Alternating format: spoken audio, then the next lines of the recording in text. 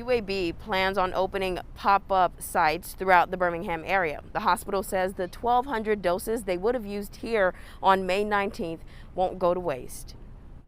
The SEC baseball tournament is coming back to the Hoover Met Stadium.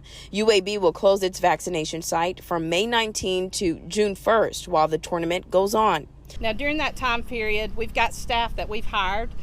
We've got vaccine that we want to administer. So what we're going to do during that time period is have pop-up vaccine sites at different community locations.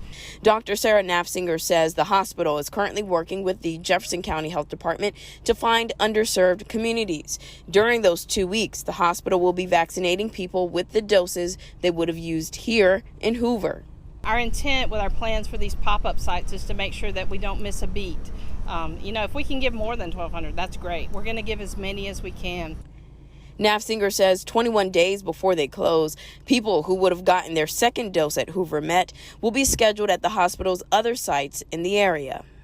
We're going to do it that way because we don't want to slow down vaccine rollout right now at this very critical time where we're in a race to get shots in arms. Nafziger says those people will find out when they get here in a few weeks. Again, the site here will only be closed from May 19th through June 1st. Live in Hoover, I'm Magdala Lusant, WVTM 13.